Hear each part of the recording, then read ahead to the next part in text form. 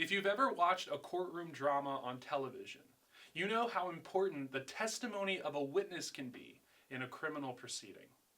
Especially if there's no forensic or verifiable evidence. The credible testimony of a witness can sometimes be all that it takes to render a guilty verdict or not. So much of our faith depends on the credible testimony of the followers of Jesus. Those who talked with Jesus, listened to Jesus, ate with Jesus, and lived with our Messiah during his 3 years of ministry on earth. Our faith is not killed apart from those witnesses, but it is certainly bolstered and solidified by it. The reality is we don't have much forensic evidence to prove that Jesus ever lived or walked the earth.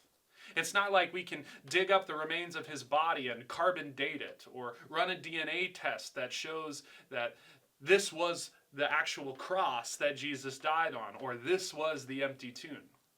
None of that information exists.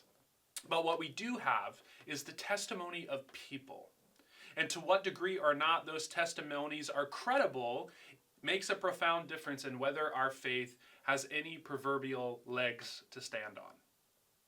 In John chapter 10, verse 41, Jesus returns to the area in the Jordan River where John first baptized him. And after Jesus proclaims the good news of his reign on earth to John's disciples say this. They say, though John never performed a sign, a miracle, all that John said about this man, Jesus, was true.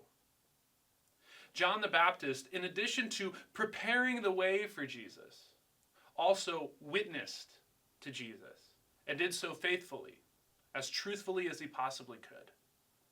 He was Jesus' cousin. He had a special relationship with Jesus growing up that was unique.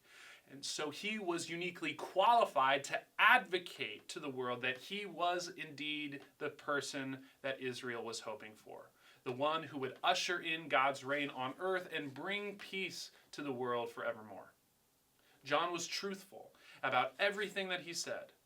And he is the first of many witnesses in the New Testament that we can rely on to give an accurate depiction of everything that Jesus said and did. Without John and the other apostles who came after him, we would have no way of knowing who Jesus was and what he did, how he died on the cross for the forgiveness of our sins and rose again in the body to claim victory over sin and death forever. And that's a reason to be thankful this Advent season. John is a credible witness. We can trust and have faith that who Jesus said he was true.